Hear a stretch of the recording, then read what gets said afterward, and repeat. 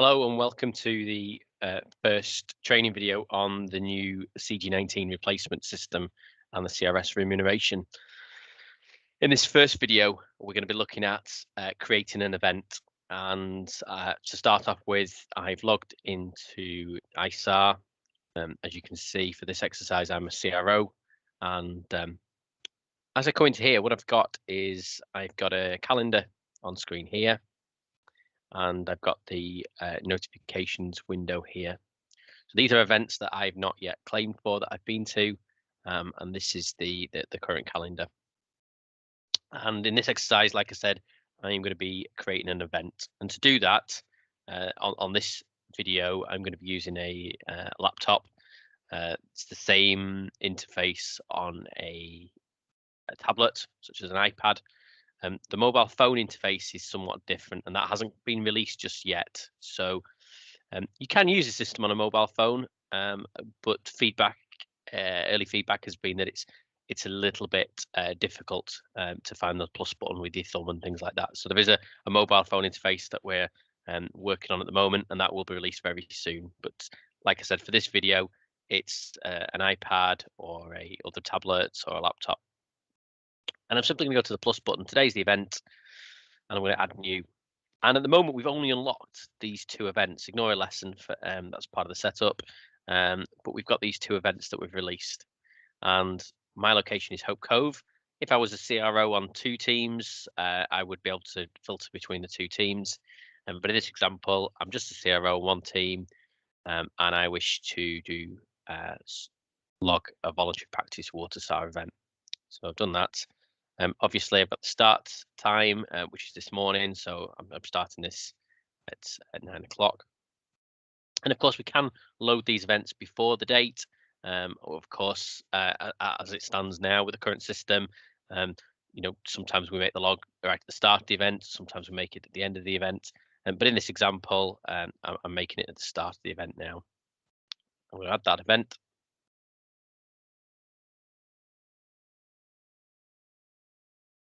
So this is the next page that loads. This is where we can sort of adjust the start time, adjust the end time for this event. So I'm going to make this later. This is going to be a 1400 finish. And I can now start to add the attendees. So what you'll find is your CROs from your team are on this. So I'm going to select those CROs that attended this.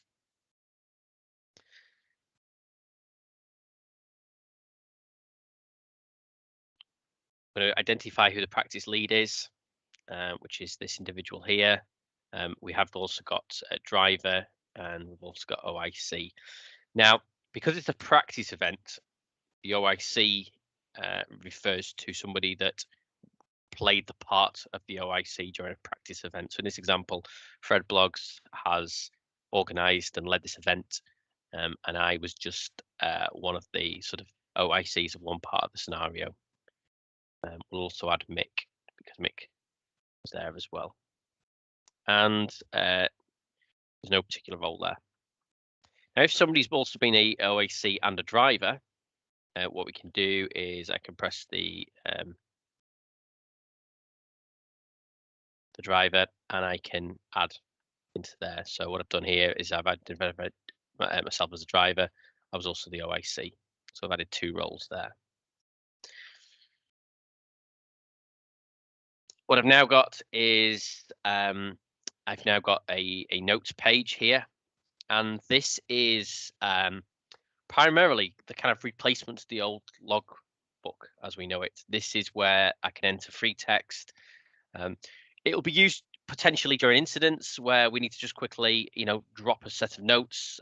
Maybe the station officer made a load of notes on the ground. They can be attached as a photograph on there. They can be typed into there.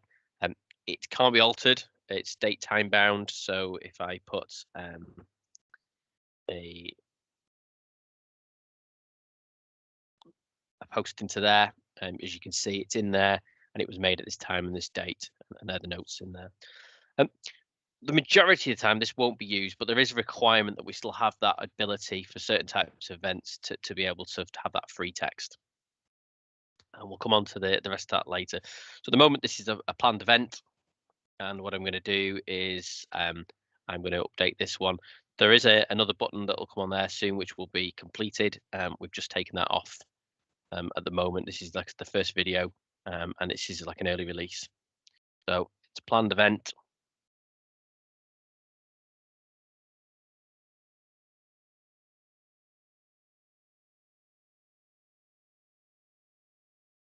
There we are. That's the sort of basics of the event. I can crack on, do the event, and then come back later. And that's exactly what I'm going to do now. So I'm going to come off that.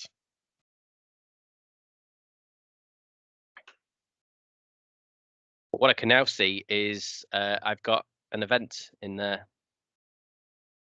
I've done the event now. It's now this afternoon, and I've come in. And like I said, you know, we're currently as an organisation, we're not stipulating that it has to be created before the event at this moment in time.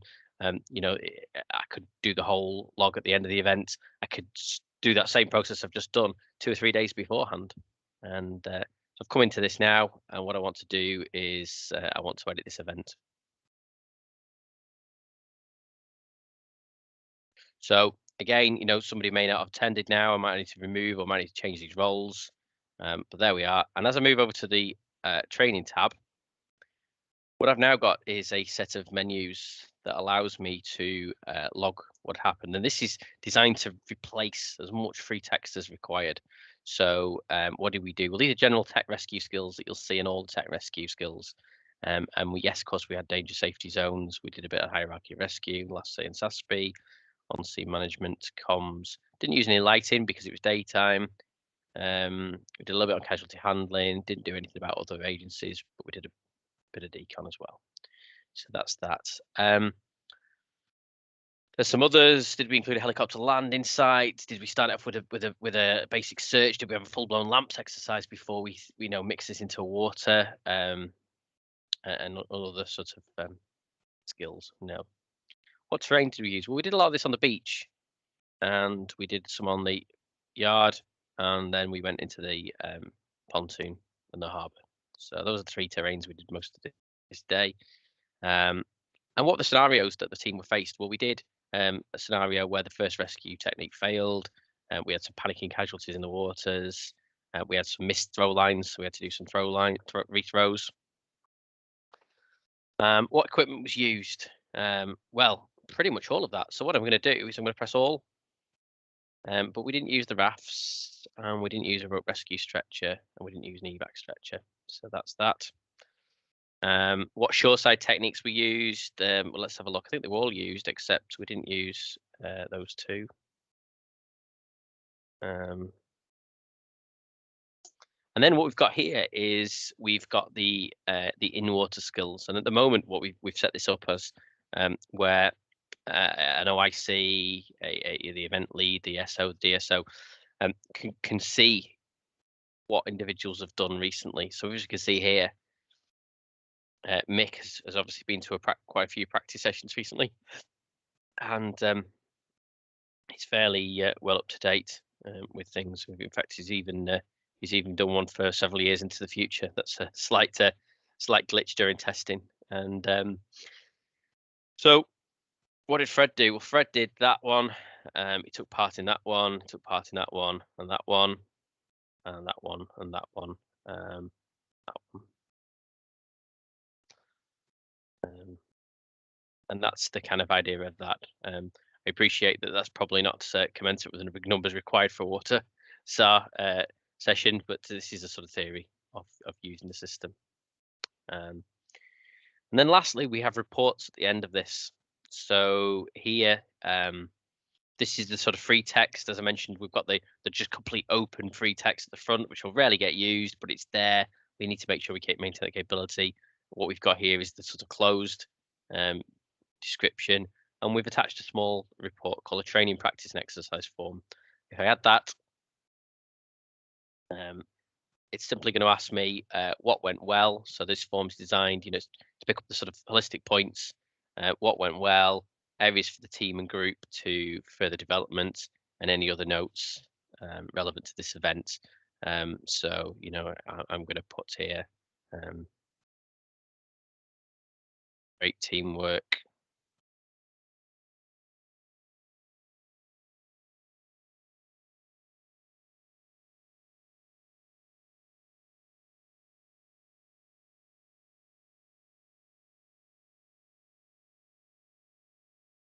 Team 2 practice.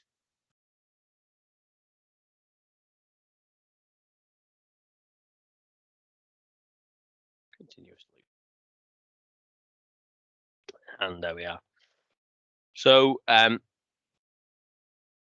this has got a countdown on it, and this counts and it automatically resaves so that we don't lose much or any sort of text. Obviously, now I finished, I can override that and click save.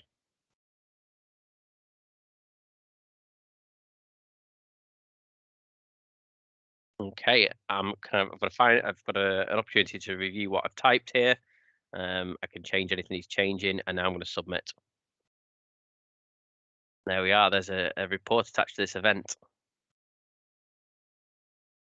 That's the event. So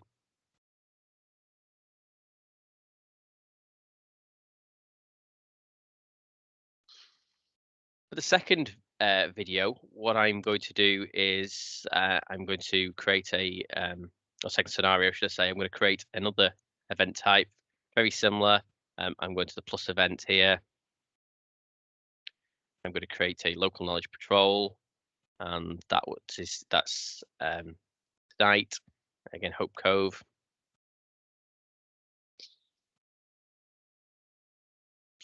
So that's myself and Mick. And I'm happy with the times, end times, and we're both the drivers of this event. So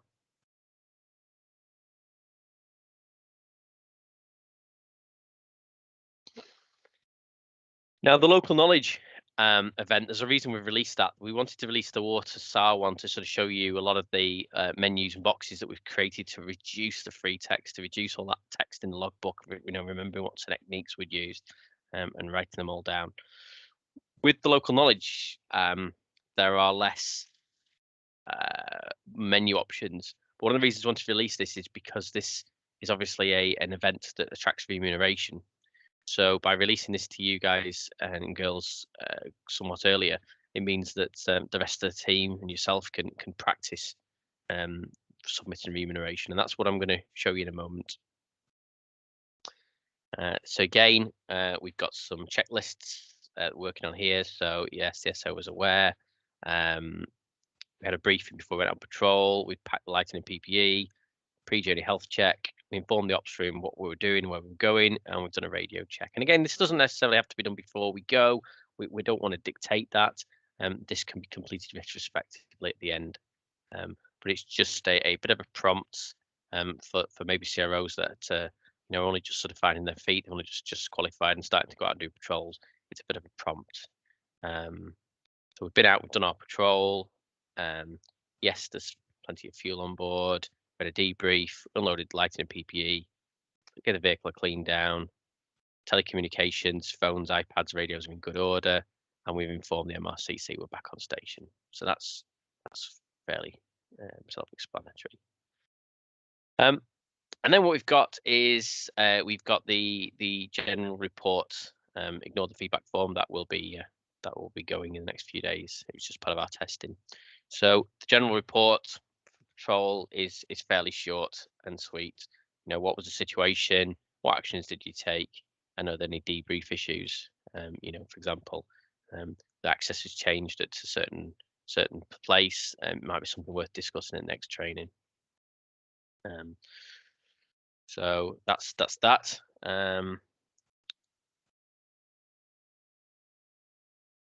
So undertook patrol around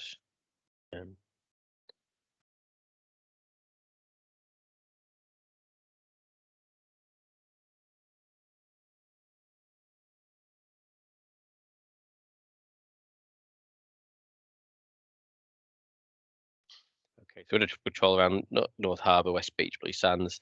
And obviously we can, so that's the sort of basic situation. Obviously we can add a bit more details around actions taken. So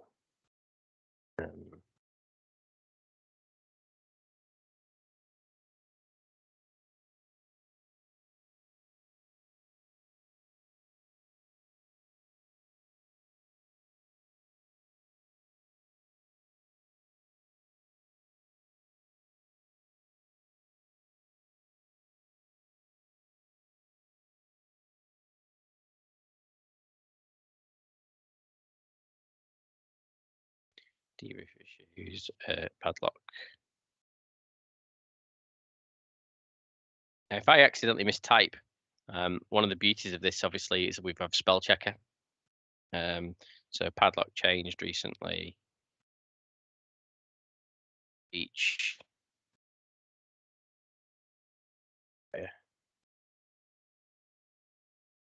new key.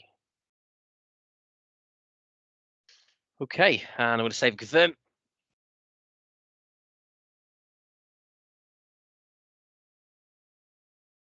And I'm going to submit. Now, because I've made the log, I can move over to the claims tab here, and I can enter my remuneration claim direct.